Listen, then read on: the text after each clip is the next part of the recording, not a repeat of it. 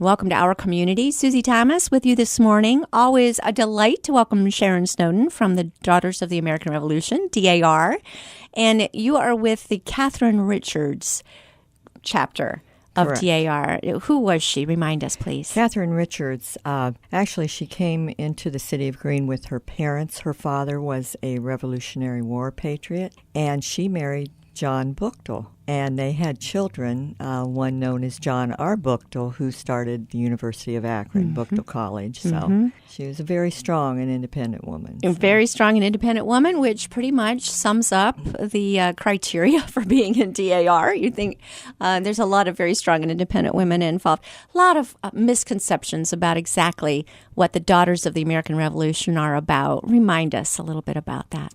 Well, the Daughters of the American Revolution, in fact, Catherine Richards actually passed away before the Daughters organized. So, but there have been many women in there, like Florence Harding was a member, and Carolyn Scott Harrison, another president's wife, was the first president general of the Daughters of the American Revolution.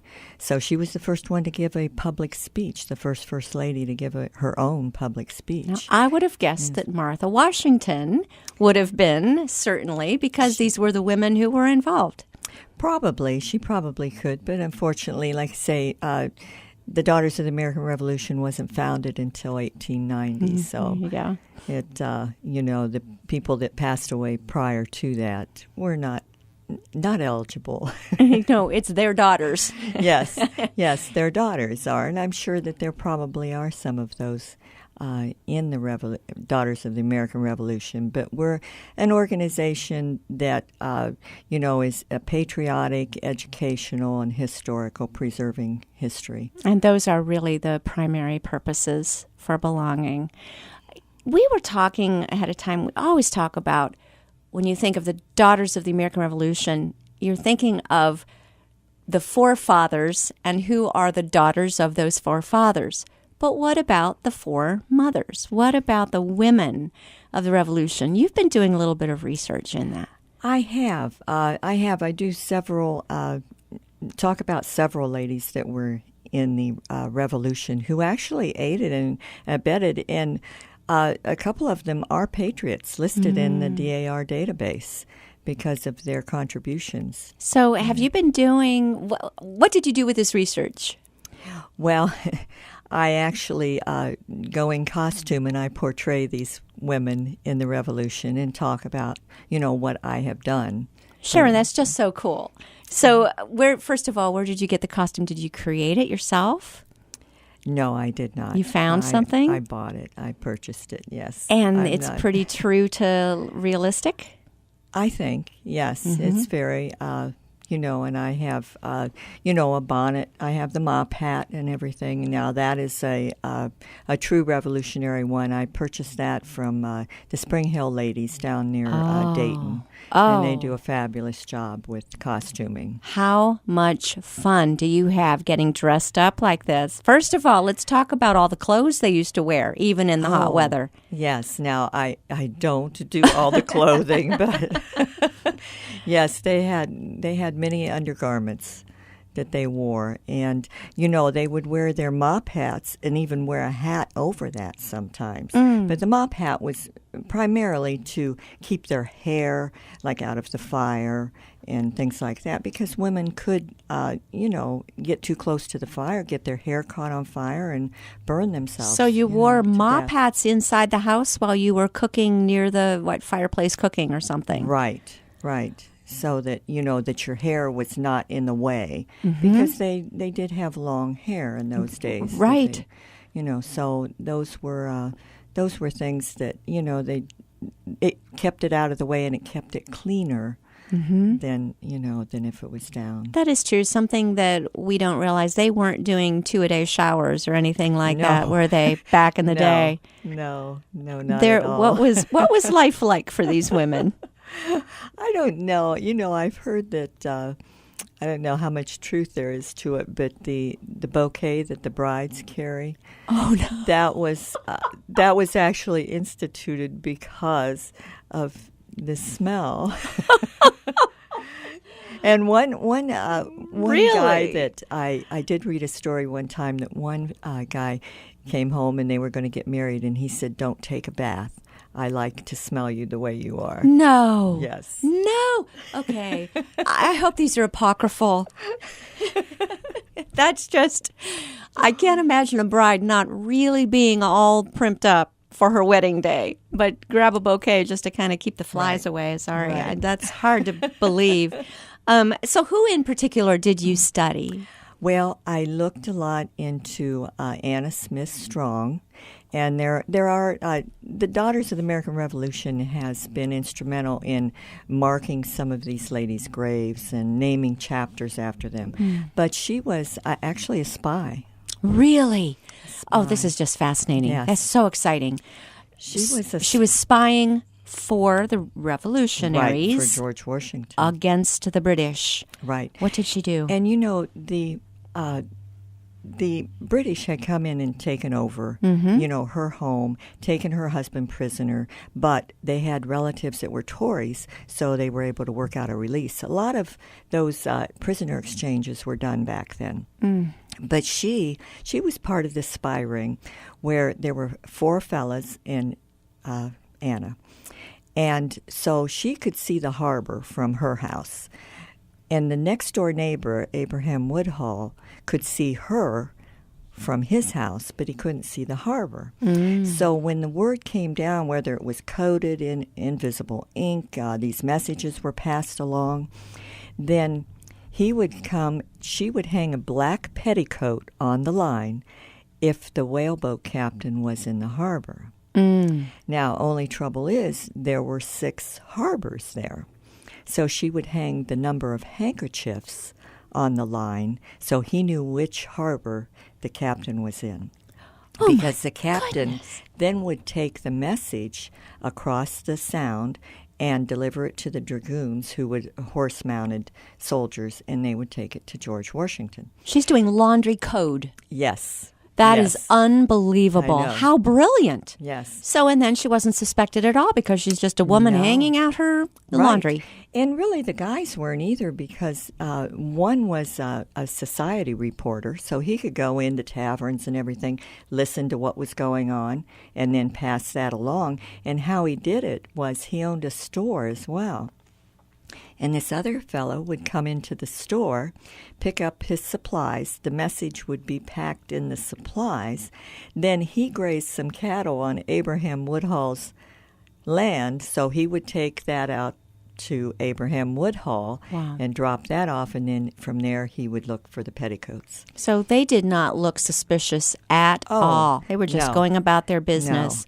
No. Yeah. Brilliant. You said a word back there I have to back up. Invisible ink. Yes. They had it? Yes. What was it? How did they do this? It was like a lemon juice, and, you know, something from the fruits.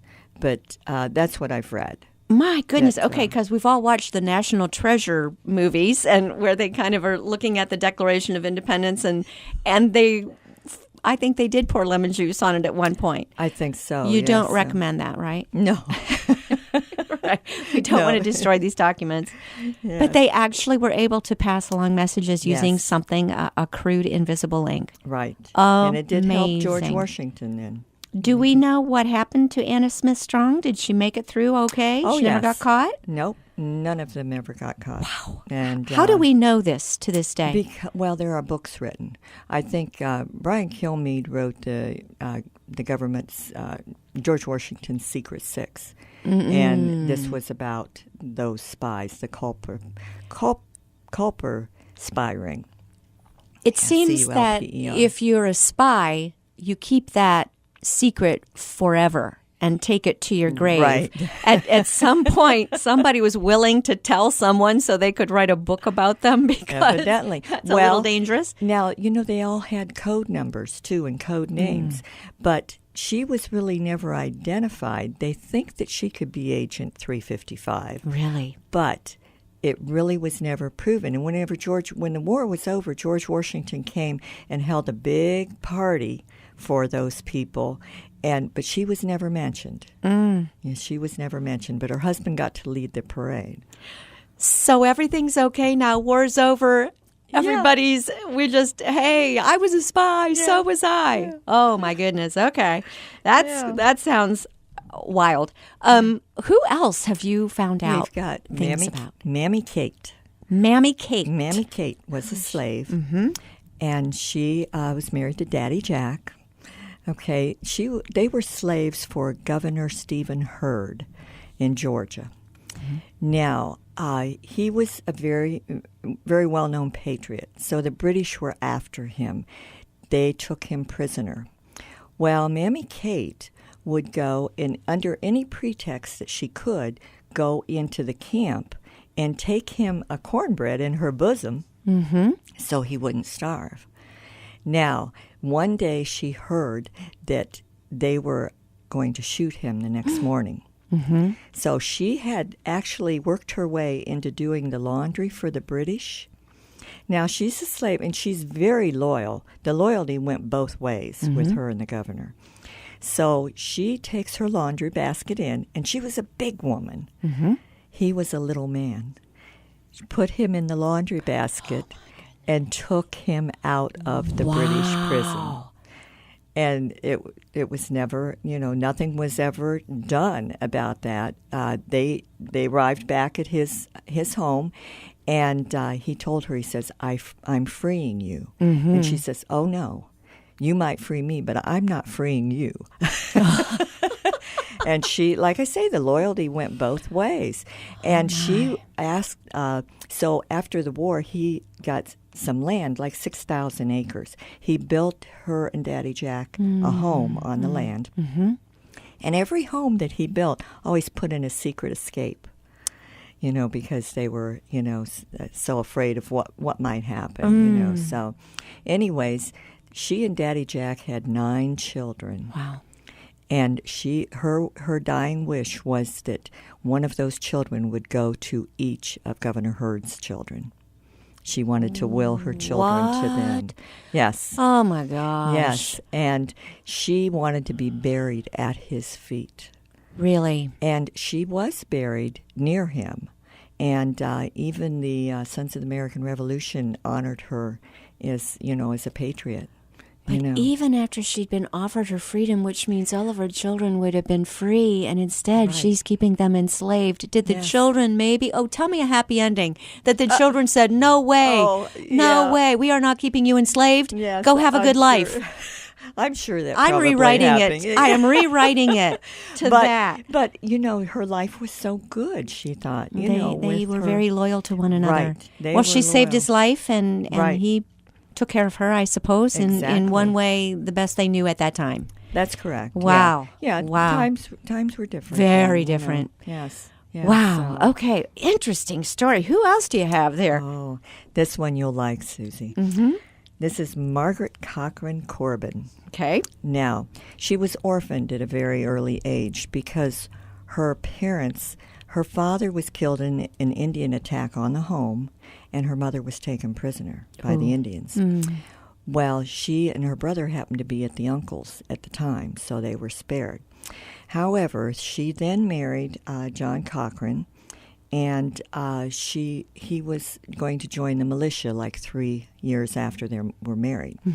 Well, he joined the militia. He was a matros. Now, that's somebody that loads the cannon. Okay. He loaded the cannon. There was another guy that shot the cannon. So she was actually a camp follower. And women in those days, even Mammy Kate was a camp follower. They would go to the camps and try to get, different workings and help the patriots, in any way they could. So she was a camp follower. So she would help even her husband. Well, the person that was firing the cannon got hit and died.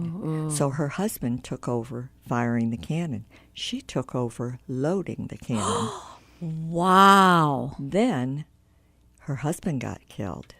She took over loading and firing that cannon. She did both. She did both. And she then, was evidently a pretty good shot because the British started to target her. And she was hit, and her left arm was almost severed. Oh, my. However, she was, still alive. She was hit with grape shot too, and stuff like that. But she was actually hit, so she was no longer in the artillery. She did join the invalid regiment at West Point, and she was the first woman to receive a government pension for a patriot. Wow. And she is buried at West Point.